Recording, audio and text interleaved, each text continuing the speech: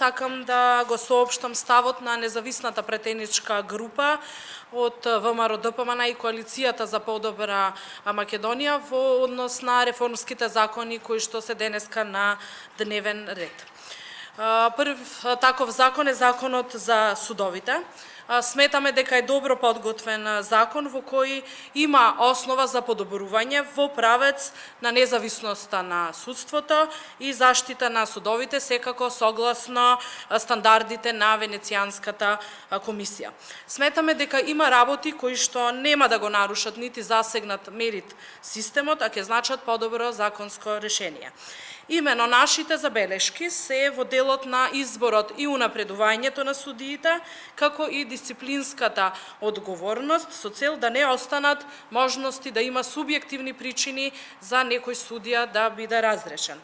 Ке побараме средба со Сдруженијето на судии во пресред на ова законско решение, како би можеле да добиеме нивни забелешки, истите сакаме да ги преточиме во амандмани и конструктивно да допринесеме ова законско решение да биде поприменливо во Македонија.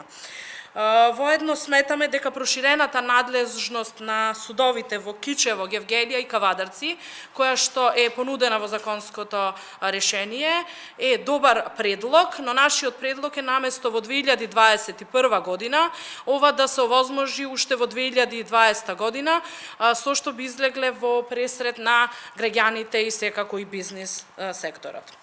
Во однос на законите за судски совет и управни спорови, ќе ја дадеме нашата поддршка, а исто така ќе се вклучиме и во расправата за антикорупцијската комисија, што е еден од позначајните закони по кои што ќе се мери достигнувањето на Македонија во однос на реформите.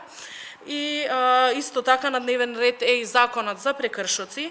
Предложениот закон представува добра основа за регулирање на прекршочната област, меѓутоа мора да истакнеме дека постојат основи за понатамошно доуредување на деловите од законот, кои што се однесува на одмерување на глобите за физички и правни лица, како и делот на жалбена постапка, особено ако се знае дека фактот со предложените решенија кои што во моментов се понудени, се враќаат предмети во судовите и со тоа судовите би биле дополнително обременети.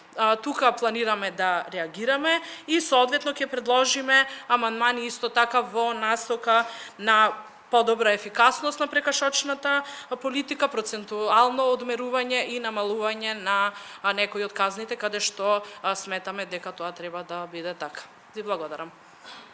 Повелете. Назвали тема во се своји уставите и премиерот рече дека огромен број кој што имаше запласено на потребата.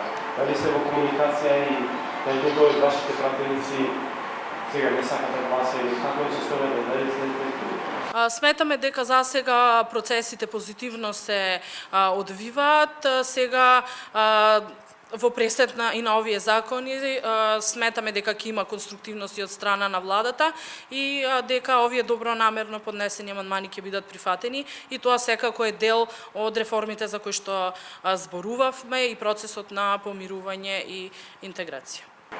Најавен на дневен ред на Собранијската седница е измените на Кривичниот законник по делот од членот 353 кој што предвидува да се злоупотреба на службена положба, да се намали висината на казната, значи дека ова се однесува прецена одредени функционери кои што се опатени со предметите на СД.